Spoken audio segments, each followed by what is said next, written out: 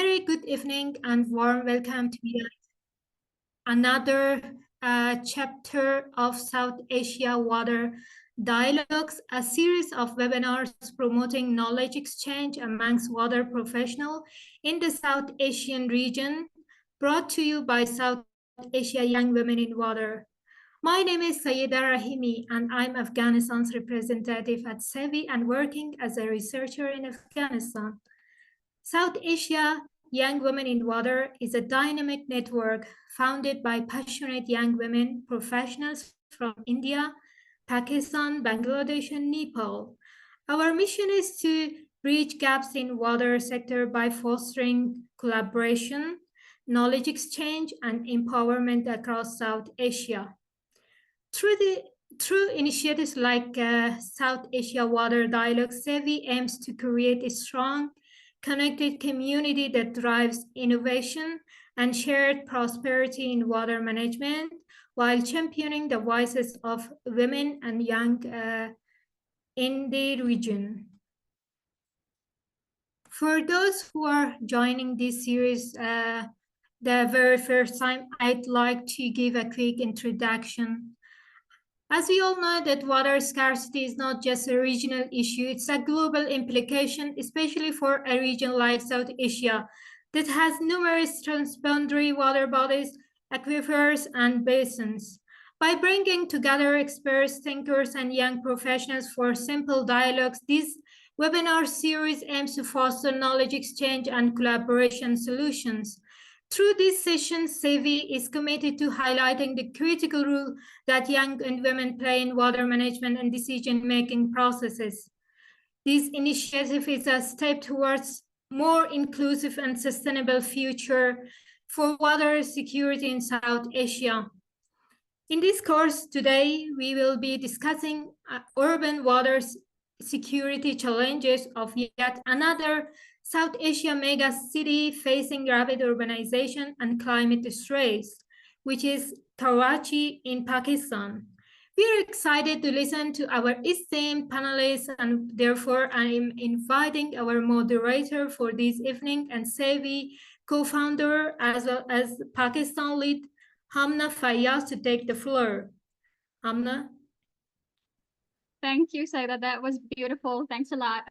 Hello, everyone. A very warm welcome to yet another chapter of South Asia Water Dialogue series. I would like to also extend my gratitude to our panelists.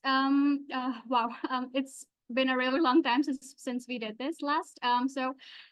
Today we are going to discuss yet another mega city of Karachi, of South Asia. Sorry, as Saida has already said before. Let's start. Karachi. Karachi is Pakistan's financial hub and the world's third populous city, and is grappling with a severe water crisis driven by rapid urbanization and governance challenges, and I think exacerbated by climate change also. Karachi's water scarcity has raised alarming questions such as how has the situation reached to this point? How severe is the crisis on ground, and how can the city adapt?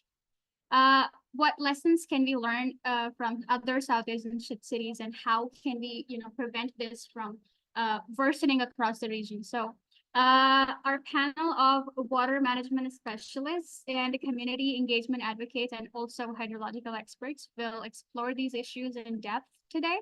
I would go ahead and introduce our esteemed panelists. We have with us today Sana Baksamusa. She is a seasoned water and sustainable development specialist with over 15 years of expertise, currently serving as the director of External Relations and Company Secretary at Hisar Foundation since 2009. She holds an MSc degree in Sustainable Development from the University of London, a BA in Integrated Water Resources Management, as well as an MA in Environmental Studies from Hampshire College. Sana led a significant 3-year project on women and water in Central and South Asia, collaborating with George Washington University and the U.S. State Department. This initiative spanned 5 countries: Tajikistan, Kyrgyzstan, Afghanistan, Pakistan, and India, aiming to foster social capital among women water professionals. Her impactful contributions extended to her role as the country network manager for CapNet Pakistan, focusing on capacity for sustainable water management. Earlier in her career, she also served as the business development associate at Microdrip Private Limited from 2009 to 2007 to 2009. I'm sorry, working on providing low-cost drip irrigation systems to small farmers in Tharparkar. Sana's wealth of experience is further showcased through her paper presentations in seminars and conferences, as well as her appearances on various television and talk shows. She's also the conference director of the Karachi International Water Conference. Welcome, Sana. How are you doing today? I'm good. Thank you very much. Thank you. Okay, we will come back to that later on. We will talk more. For Very now, I happy to will. be here. Yeah, for now, I will welcome our second panelist, Alina Rizwan Hashmi. Alina holds a master's and MSc in Water Science Policy and Management from the University of Oxford, where she was the known scholar for the 2023 to 2024 cohort. She graduated with a gold medal in civil engineering from NED University of Engineering and Technology. Having grown up in Karachi, she is deeply interested in and committed to contribute to sustainable water management in the city. Her MSc research focused on household water insecurity assessment and inequity in service delivery in low-income communities of Karachi. She has also worked on stormwater management in Karachi as part of her undergraduate research. Alina has previously worked at Hisar Foundation, IWA YWP Pakistan chapter, and stays in touch with the Hisar Panjwani Water Institute at NED UET. Welcome, Alina. How are you doing today? I'm good. Thank you so much for having me. No problem. Okay. All right. At last but not the least, we have with us today Sheikh Asad, who is a Dara post scholar and is currently pursuing his master's in hydroscience and engineering at TU Dresden. With a focus on urban flood risk management, he has worked on projects in Karachi to address water challenges and improve flood resilience. His background in civil engineering includes experience in designing water systems and analyzing urban drainage, aimed at making cities more sustainable and better equipped to handle the impact of rapid urbanization. A very warm welcome to you, Asad. How about you? How are you doing today? Thank you. I'm a little sick, but yeah, thank you for having me and thank you for a great introduction. Okay, perfect. So without any further ado, let's dive into the discussion. My first question would be for Sana. Sana, so during the past few decades, an increase of 0.38 degrees centigrade per decade of temperature was recorded, going to a staggering increase of 2.25 degrees centigrade in mean temperature over the last 59 years. So this has not only shifted the precipitation patterns, as you know, but it has also altered the entire water cycle, right? So which resulted in frequent heat waves, groundwater depletion, and severe impacts on human health also. Given your extensive work on women and water, I would want to understand the impact of this climate and water crisis on women, and how do you think women's involvement in water governance can play a role in resolving Karachi's water crisis? All right, Hamna, thank you. That's an excellent question. Hisar Foundation has actually had an initiative. We lead an initiative called Women in Water Network, and we were established 20 years ago. So we've been working with all sectors of society, especially to kind of deal with Karachi's water challenge. And we found that when we went to women and we mobilized them and we educated them and we enabled them and empowered them, they were the most fierce group of stakeholders, and they were the most effective. Women were the most effective because I think that women deal so closely with the water issues. It's a very personal challenge for them. And if you look at, yes, water scarcity is faced by everyone, but if you put like a gender lens on the challenge of water scarcity, then you think okay, women, I mean, it's the responsibility of the woman to provide for the domestic water. It's her responsibility to make sure water is available for cooking. It's her responsibility that water should be available for cleaning. Then if you look at health of children or dependents, it all falls on the woman. So that gender lens on water scarcity really nuances. I mean, it's a really sensitive issue. And it really enhances the challenge that women face. And that's why I think when we went to women and we said, we need to build a platform where we can mainstream the concerns and the voices of women in the water sector. And we created these women in water networks. I mean, they got on board immediately. And within, within 1 or 2 meetings, they themselves mobilized their particular groups and they went within their community. So we had women in water networks at the union council level. We had women in water networks at the town level. We had women in water networks at the city level. And the ones at the union council level were made by themselves. And women used to go door to door, delivering our water conservation guidelines that Hisar Foundation had developed, and go door to door advocating for water conservation and just judicious use of water. And you mentioned in my introduction about the WW CASA program, the Women in Water in Central and South Asia. So just want to add it there also that even though there were women from 5 countries, and a lot of the times we were not able to communicate with each other in the same language, but the issues were felt across the board. So again, I think women are just very effective because they can multitask and they really know how to get things done, and they know how to make more of little.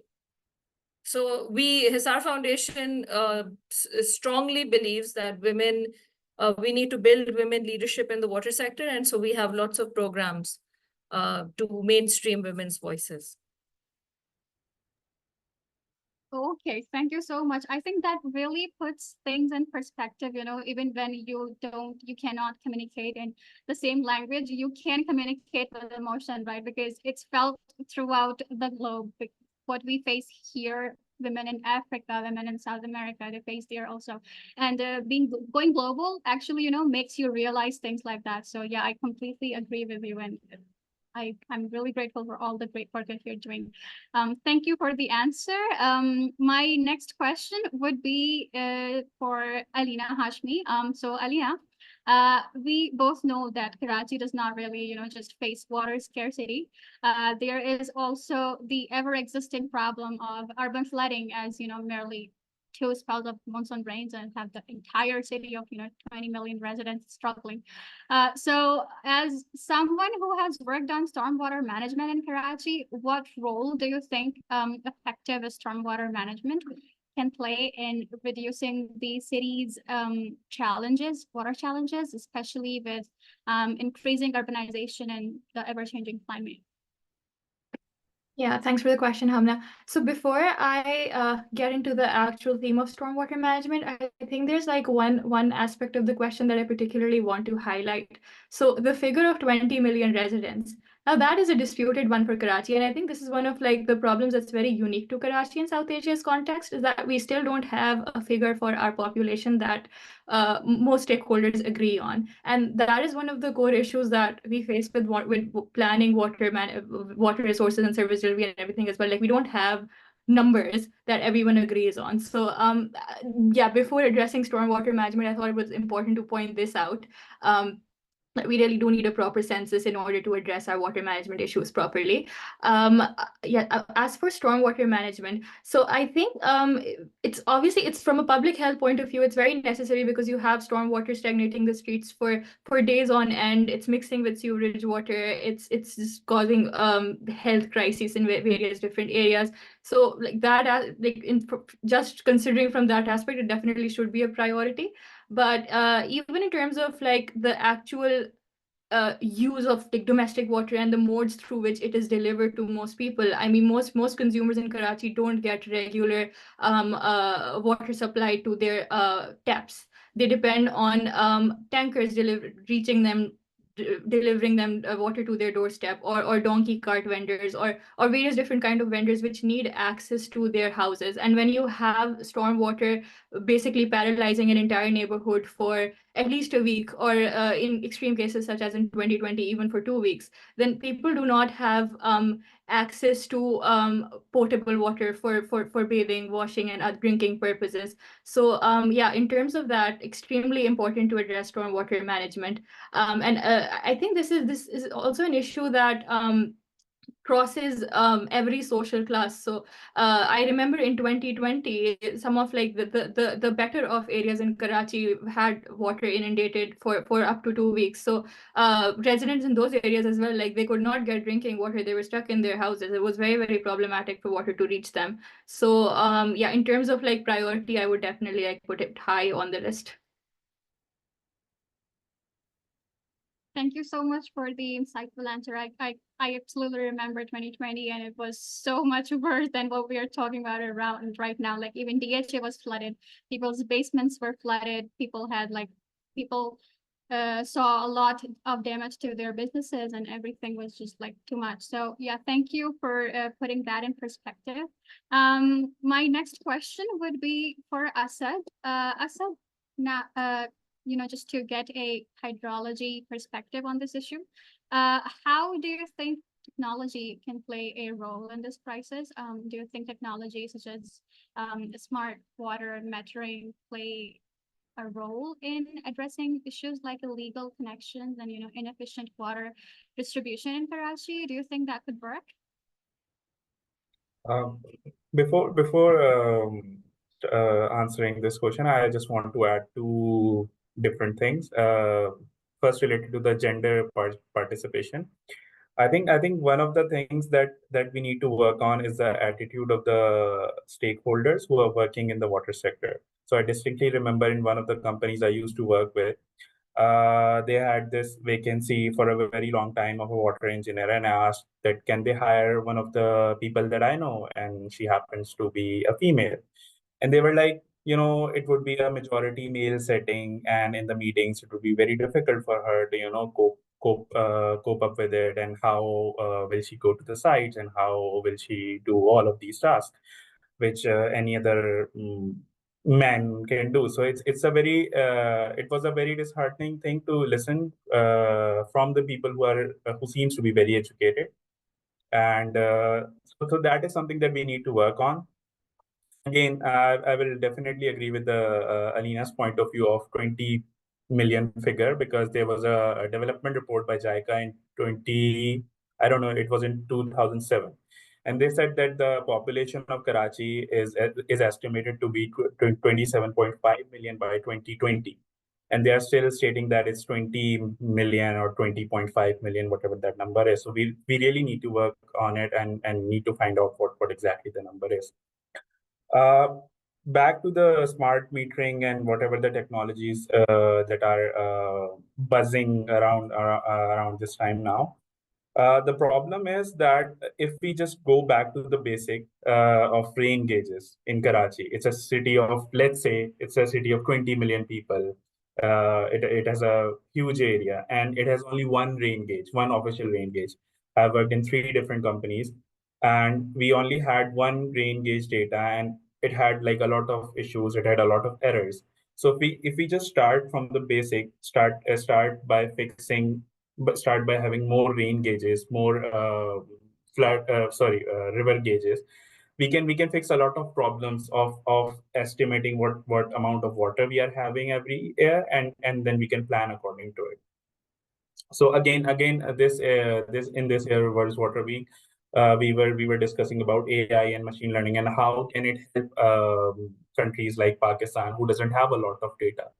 The problem is that we can't use these new methods if we don't have proper mechanism to record data. If we don't have data, how can we utilize it to plan and see what are we lacking in, and what is needed to be done.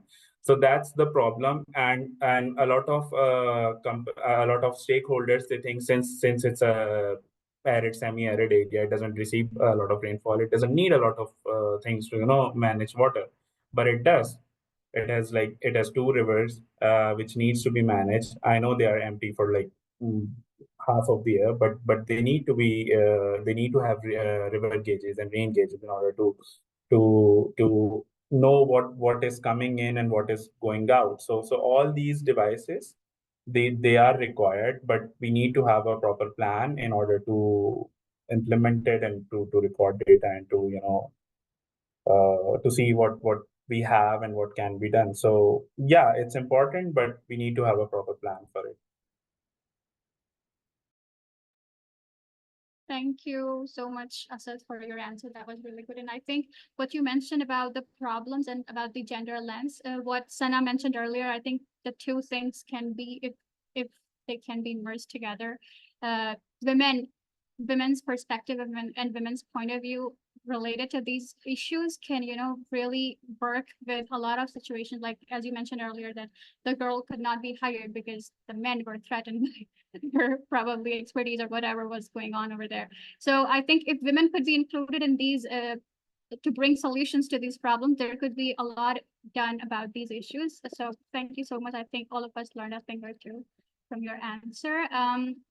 Now to move on and touch base a little bit on the policy side of these things. My question is for Alina. Alina, since you have, a theoretical understanding of policy, can you please tell us and also to our audience why To them about the challenge. Okay, I think we're back technically on now. So, so I was speaking about the challenges of implementing those institutional reforms, and one of the very thought-provoking points that they gave me was about people on top unwilling to devolve their authority to people at the bottom. So, for example, one of the examples they shared was so if an engineer in an area notices like some sort of maintenance issue or some repair work that needs to be carried out, they need to have not only the administrative but also the financial authority to address that issue right at hand so that they can ensure like good service delivery. And they do not have that currently. Like the KWSSIP project aims to provide that devolution of authority, but it hasn't happened or is being delayed by the people on top who are unwilling to devolve their power. So I think that's one of the major issues why policies aren't implemented as well on ground. Otherwise, we do have good frameworks in place. On paper, we are doing well, right? And then I think it's also about, I guess, political will in a way, about whether the people in power want to address these water mafias or tanker mafias, or even if they're investing into projects like the KF4, which is supposed to augment the city's water supply, will the augmented water supply be directed to the communities that are most in need? Like, how will that distribution work? Is it going to go instead to like elite housing communities like Bharia Town or DHA Phase 9? It has a lot to do with political will and again the devolution of power, right? So in terms of how to address this, I really think it has to come from the top. I think there's already a lot of awareness that citizens do have about the water tanker mafia and everything in particular. So I don't think there's much that citizen action can do. Like you need someone, like you need KWSC as an organization to maybe step up and be more transparent about what they're doing, about how they're distributing water, about how they're making their water distribution schedules, because like they do have all of this stuff in place, but nobody knows what basis they use to like decide at what time and during what days will like a certain community get their water supply. So we definitely need more transparency on the government and like organization level. Otherwise, I do think that like private citizens and NGOs are doing a lot in terms of awareness, but we really do need like the people in power to step up. Perfect. Thank you so much. And I think you covered a lot of things. Like, of course, the government has to step up, but there are a lot of things at play here, not just finances, but also the will to, do something for the people here. But so since we already are talking about tanker mafia, I think I will ask my next questions to Asad. So as we all know, tanker mafia is already very much prevalent in Karachi and in many other South Asian cities, such as Bangalore, as we have previously discussed, in the Bangalore chapter of our South Asia Water Dialogue series. I want to understand how this, impacts Karachi's rapid groundwater depletion, which I'm facing right now since I moved back home. So, what technical challenges do you think can help manage this resource sustainably, particularly in the light of, climate change, and like what can we do to address this groundwater depletion issue? So obviously, I think everyone in Karachi has started to, taking water out of their bores. And but recently I learned that KWSC, I don't know what exactly the name of the institution is, but they have, yeah. So they have started metering the groundwater extraction done by industries, and they have started allotting them licenses so that they can regulate and check what amount they are extracting. But I don't think so. So a lot of policies that we prepare, they are just in the paper, and they are not implemented in a sense that they need to be implemented. But yeah, it's a thing, and people are extracting groundwater at an alarming rate because there's no other way. And then you have to resort to the tanker mafia thing. And the problem with tanker mafia, it's backed by big political players, and you can't just go and oppose them. And it's kind of in a I don't know how to put it, but they have like regulated in such a way that it feels like it's an official thing. Because I know a family who used to run a hydrant, and they were like, yeah, it's official, it's all in the paperwork, and we have been allotted this by the government, and we are allowed to run it. And they are the biggest player in the DHA. I don't know if people know about it, but yeah, so that's the thing. And it's been regulated by the government, and and everybody knows who is in the government. So it's very difficult to say something about it, because people want to be safe. And especially when you are saying something from bottom up, it's very difficult to make yourself heard by the people who are in power, and who are required to take the right actions. So it's a very alarming thing. I'm not sure how tanker mafia works in other parts of the world, but it's very regulated in a sense that it is backed by big political players, and it's very difficult to go against them. So what to do? People will obviously resort to the groundwater extraction thing, and I was actually hoping that they will regulate the groundwater extraction done by the domestic users, but they have not. So let's see where it goes. But I'm pretty sure that if we are going for the groundwater extraction rate, we need to be aware how much we are recharging, because it's not a humid area, humid zone. We are not receiving a lot of rainfall, and it's a completely urban jungle. So how will we recharge the groundwater? And there's a coastline as well. We have this issue of saline water intrusion as well. So there are a lot of issues that need to be looked after, and this role of military and KWSB monopoly with tanker mafia, it's pretty alarming, and it has to be look after by people who are in a lot of power. Otherwise, people from bottom, they can just say things, and it will go into the silo, and nothing will happen. Hamna, could I maybe interject here and add one more point that Asad just raised? Yeah, Because sure. yeah, Go ahead. yeah, thanks. Sorry if this delays your timing. But yeah, so one of the other things that I observed from interaction with KWSC officials was an over-reliance on international expertise, right? So everything that could have been locally addressed, they were like, no, we're bringing in international experts for that. I mean, which is like, I'm not against including international experts and gaining benefits where we can from them. But in terms of like maybe small things like water metering and then planning that out, we have universities and research institutions and think tanks which have produced like cheap local water meters which do not require as much investment, right? But KWSC isn't even aware that these things exist. They're like, oh no, we're going to import them, we're going to make this as capital intensive as possible. So like a lot of like addressing Karachi's water issues is capital intensive, don't get me wrong, but like where they can save money, they're not really looking into avenues for that. So yeah, in terms of even like groundwater metering and then putting everything, like collecting data, putting everything together, they're just outsourcing it and then paying dollars for it, right? Which is not viable in the long term. And then they can only do like pilot projects with the kind of budget that they have. They can't do anything that's extensive or impactful. So yeah, just not like gaining what they can from local expertise is also a big issue in like implementing policies.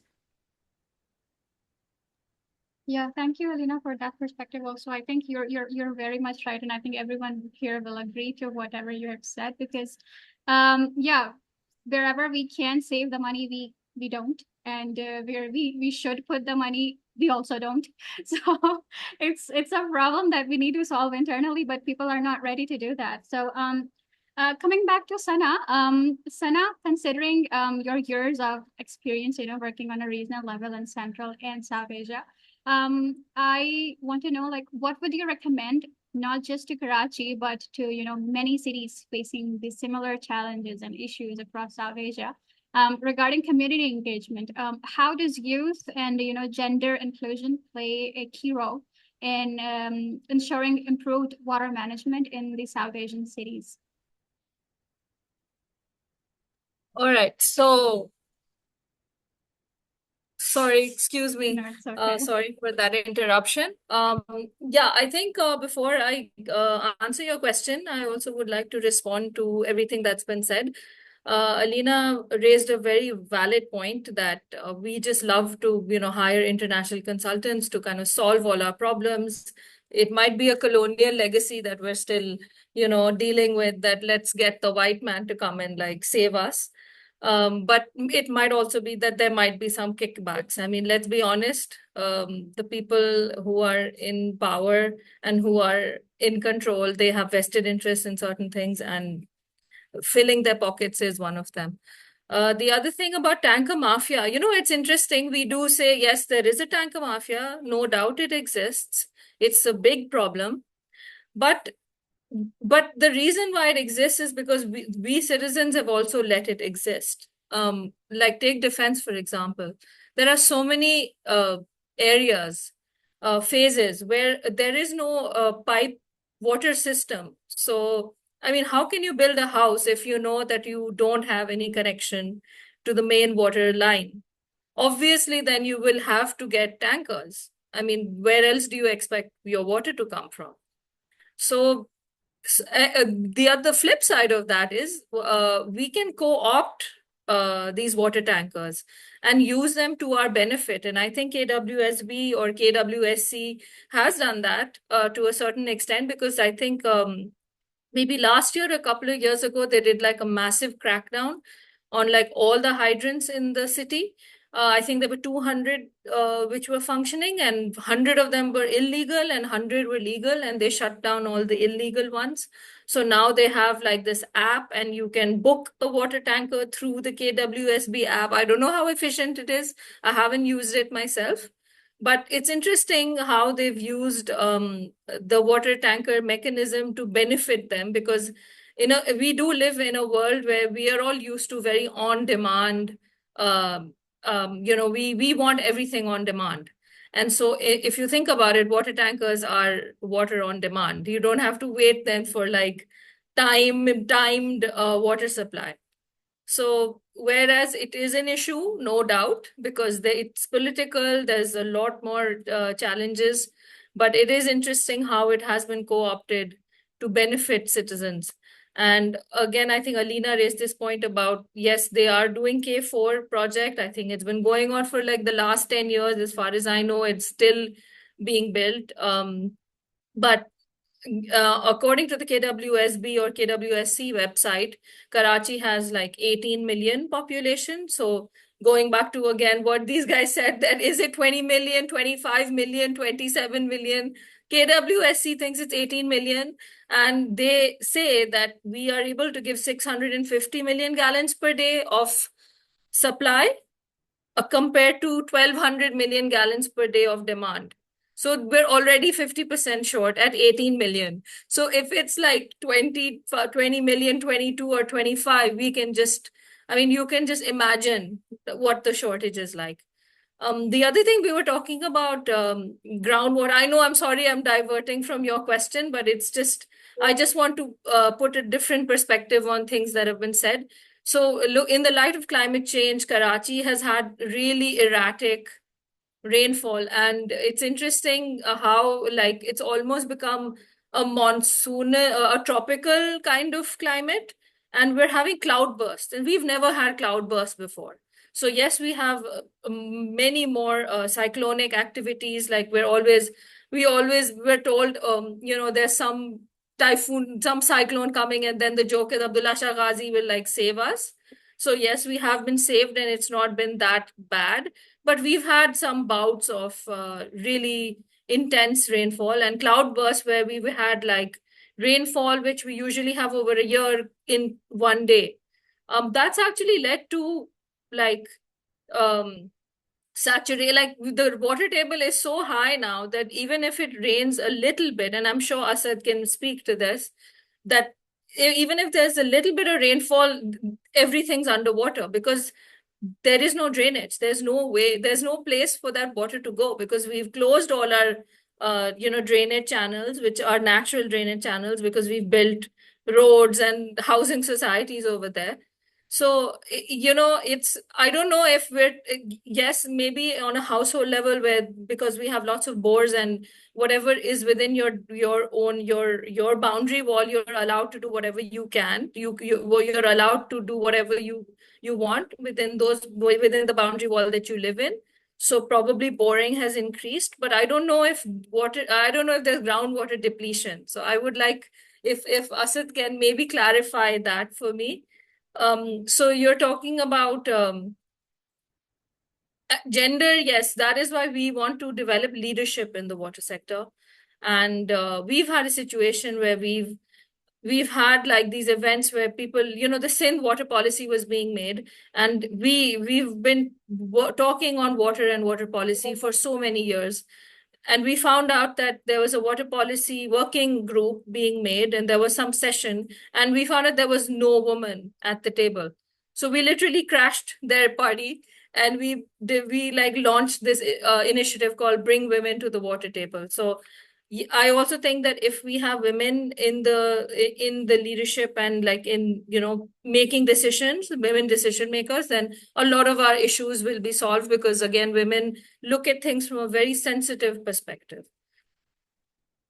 Can you tell me your original question? I'm sorry, I just like responded to everything. I was just absorbing and listening, and I was like, let me just what's your question? No problem. I just wanted to know like how, community engagement can address to this issue. Like how does youth and gender inclusion, play a role in ensuring the improved water management in South Asian cities, not just Karachi, but like other South Asian cities also? So I think youth and gender inclusion is very important. But again, like we can only raise a voice, we can only raise our concerns. We can so public opinion can change and influence. So that's the power of public opinion, and that's the power of bringing women and youth into this conversation. Ultimately, unfortunately, it lies in the hands of the government, because until the government, government has to do the implementation. So if they are not willing, unfortunately, then we can only influence them. But it's important to have those conversations, and it's important now with social media and all. Actually, you can just call out people. It's become very easy to call out people. So that's what we should do. We should just put our foot down, and we should, when things are going wrong in front of us, we have to make a noise about it, that this is not acceptable to us anymore. Yeah, I completely agree with what you just said, because that's what I do on LinkedIn. I go on platforms, I go under people's comments, and I raise chaos. I asked the burning questions. Where is the implementation? You're passing laws, you're passing bills, you're doing all of these workshops and webinars and conferences and then Marriott about climate, and there is no implementation of whatever you are just doing on paper.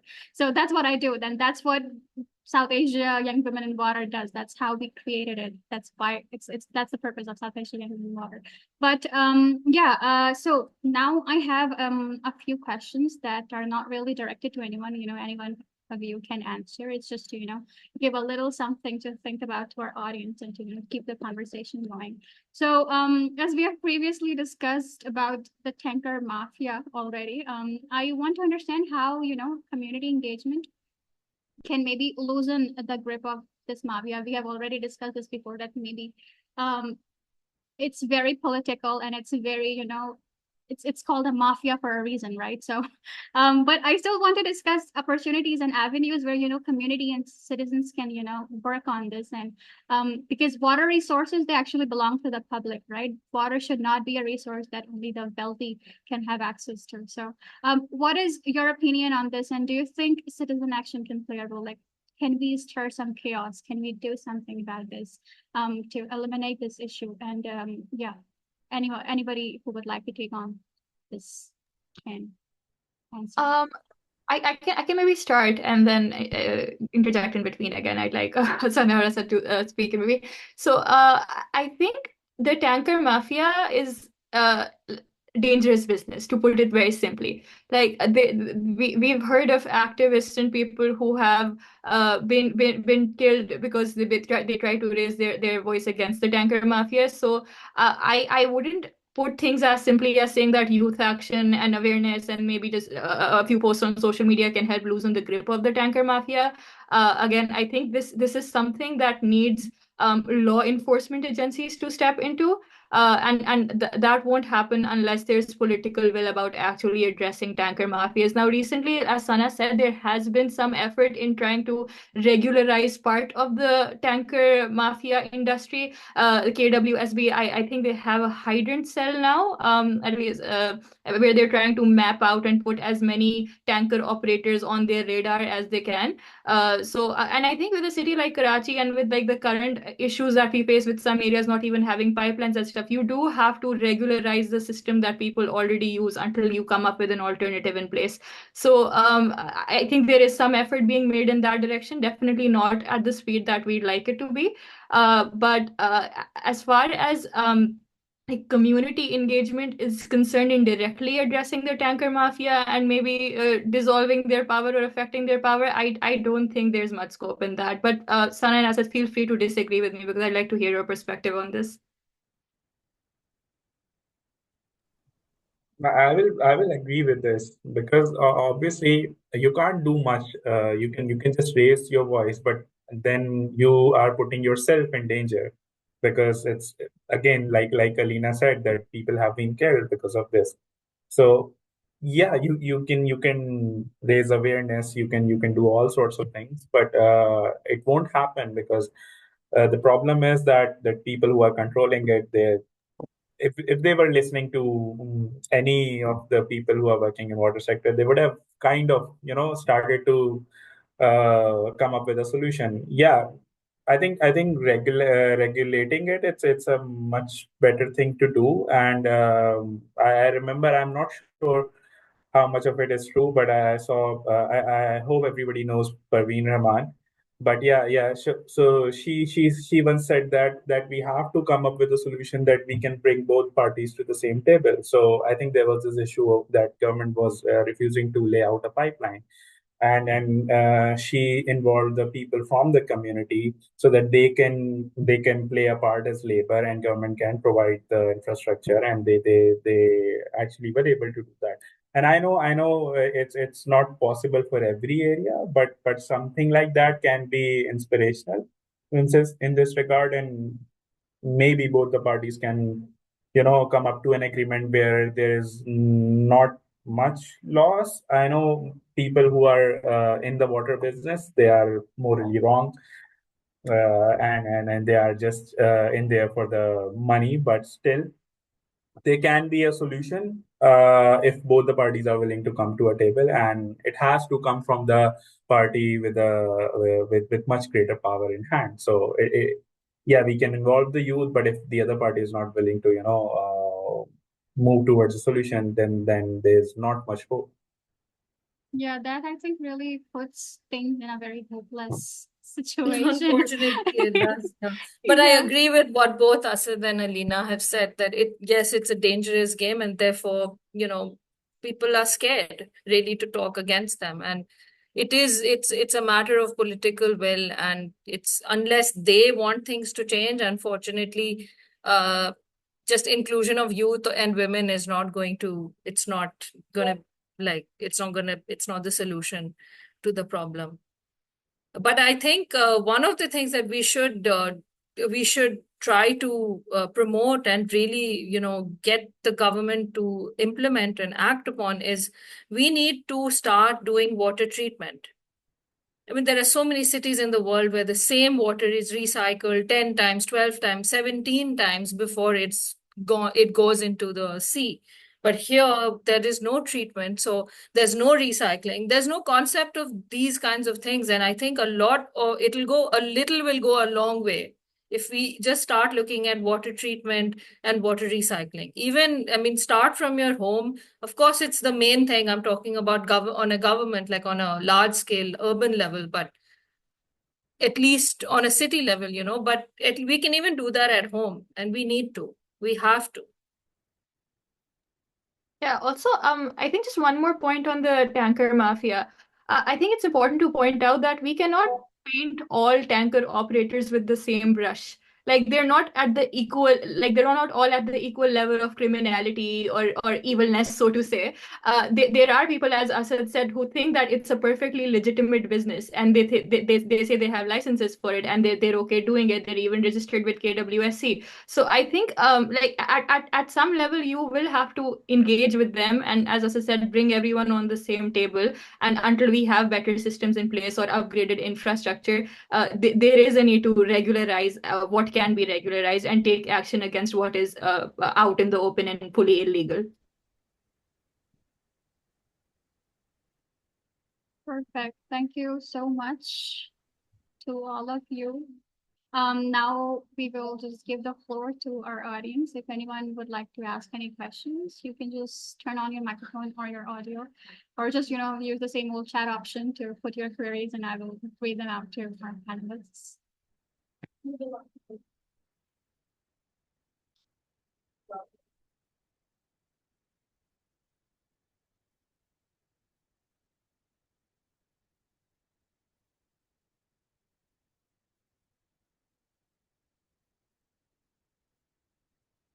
Okay, I think we have one question.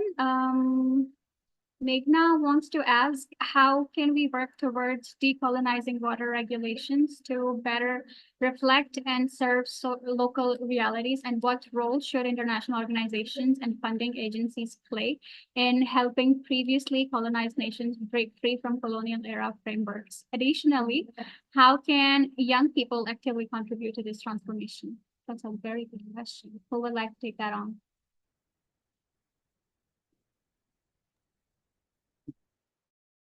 Well, I think I'd like to know a bit more about what exactly Meghna means by colonial era frameworks.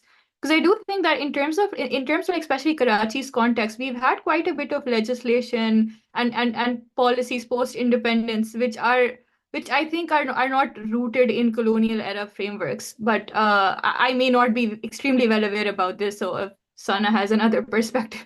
But I would like Meghna to elaborate a bit though. Meghna, would you like to put maybe your thoughts on The this? colonial frameworks are more in terms of irrigation policies. We have the Sindh Irrigation Drainage Act of 1870 or something. I mean, yeah, it's almost that old. So that's what I meant when we were speaking about colonial, like when we were talking about water laws earlier. Alina is right. I think in an urban context, we have had so many water policies. We have the sanitation policy, the drinking water policy, and like a plethora of policies even before the national water policy of 2018. But the issue again is policies is just paperwork, right? Exactly. All we have are Ultimately, policy. it all comes down to implementation, and Yeah. that's the biggest challenge. That's where we are not able to fill that, like bridge that gap. Yeah, I think all we have is policy. It's the implementation and action that we need right now. Alina, do you want to say more? I think in Karachi's context in urban water service delivery, the parallels that I can draw with colonialism is just the inequity in distribution in terms of like which areas get more water and which areas get less water. I think that whole thing is very much rooted in ideas of colonialism in a way. This might not be the best parallel to draw, but yeah, I think and I think I did address this earlier, that the KWSC needs to be more transparent about which area is getting what volume of water and at what times and what basis they're making their schedules on, because this really does affect like low income communities. They cannot afford to buy water at exorbitant prices from private water mafias. So yeah, I think in terms of how international organizations can step in and maybe address that aspect, especially with the project that we have ongoing with the KWSC, I think if I don't know what sort of monitoring mechanism the World Bank has in place for it, but if they could maybe step in and see how the measures are effectively also addressing issues in low income areas, because I feel like maybe it's just easier for, I know it's a very big project, maybe it's easier for KWSC to step in and make adjustments in areas which are already doing well, and then show that in their progress reports. I don't know if it works that way. This is just pure speculation on my part. But yeah, maybe just international agencies trying to make sure that whatever funding they're providing and the aims of the project, like they're also benefiting people who need it the most. That could actually help, yeah.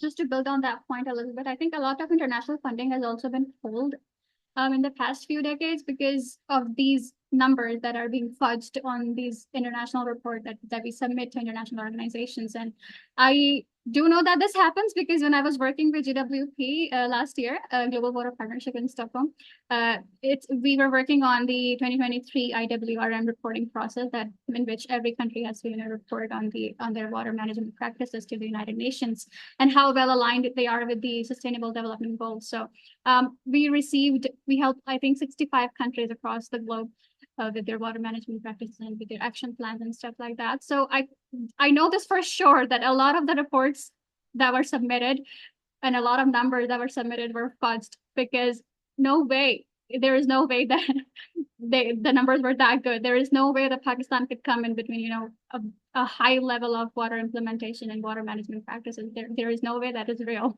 right? So I know as a matter of fact that they were fudged. So I also think that policymakers and KWLC officials, they really have a lot of room to play around with definitions. So like, how do you define like safely managed water supply, right? Like you can just play around with the definition and say, oh, 90% of residents do have access, when the on-ground reality is very different. And yeah, even with the KWSC again in particular, I do know that there was a whole section of the project which aimed at improving service delivery in completely low income areas and building resilience there and whatnot. And gradually over the years, they reduced their budget for it, and they just claimed they ran into financial problems. So instead of implementing their pilot studies in however many areas they had aimed to do earlier, they're just doing it in 2 areas now, and like that is like 2 out of 700 or more low income areas in Karachi. So just the scale just doesn't match. So yeah, I completely agree. So if anybody else has any questions or any comments, that you can just go ahead. Talking about international organizations, I think JICA has submitted a comprehensive solution to the water challenges of Karachi, and this was 20 years ago. So it's again, I'm sorry, but again, it boils down to implementation. Like, consultants can come, they can give their so-called, they can propose their solutions, they can give us, okay, this is the action plan, this is what you should do. But ultimately, it's like, are we going to do what we're supposed to do? So it's just we can have international funding and international technical inputs, but we have to make it work for us. Yeah, exactly. I think a lot of Yeah, funding is just there to put into your own pocket. So yeah, I'm sorry, Asad, I cut you off. You can go ahead. yeah, I think one of the examples, if you go around in Karachi, you can see that some of the drainage work is still incompleted, and that project started in 20 after the 2020 rainfall event happened, and I was a part of that project, and it was supposed to complete in 2021, and it's still there, and it's still not completed. So all of the people who are working on that, they have moved everywhere else now, and they are like, whenever they go back to Karachi, it's still there, it's still not completed, and it's a lacking on our part that we don't do stuff what is needed to be done, and then yeah, we can just blame on other people. So yep. Yeah, I Yeah, think. yes. So yeah, go ahead. No, Alina. Yeah, no, I was just gonna say, just adding to Sana's point about like us having implementation plans in place and even like advice from foreign organizations on board. I think so much of everything has to do with the fact that local expertise is underestimated and not tapped into enough. Because like I think if you just look at residents of Karachi in general, we're born in a way to manage water because lots of people, they live in high-rise apartment buildings and they have these informal committees or groups of people, responsible residents who just team up and decide when to order tankers for the building. They monitor what the consumption is and everything. So like that is like not a very glamorized perspective of community water management, but it is an example of community water management. And I think like so many communities in Karachi practice this, and like I think they would engage very well if they are tapped into.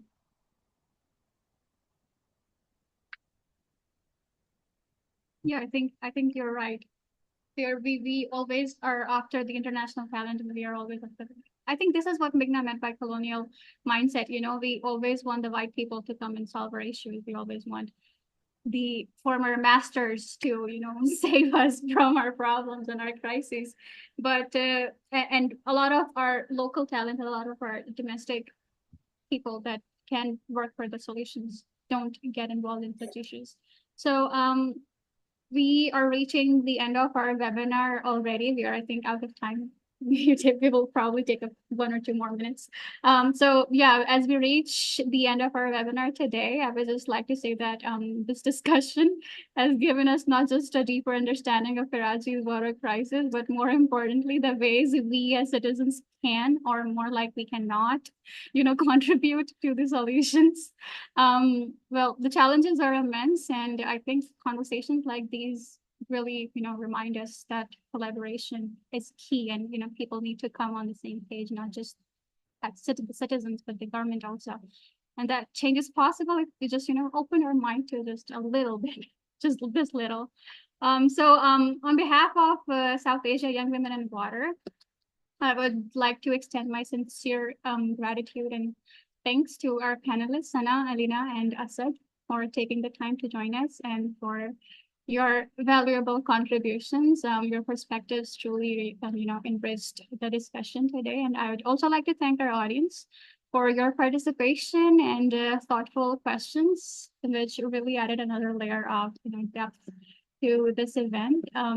Yeah, I still believe, even though I'm a Karachi through and through, I still believe that we can make a difference, and that today's conversation was really an important and powerful step in that direction. So let's continue to learn, collaborate, and, you know, take action, and, you know, start some chaos to address the water challenges we face, not just in Karachi, but across South Asia. So thank you again, and I look forward to future dialogues and continued collaboration. Thank you so much. It's a wrap. Have a very good evening or afternoon, depending on where you're joining us from. Goodbye and take care. Thank you. Thank you for having us. Yeah, thank you. No problem. Bye, guys.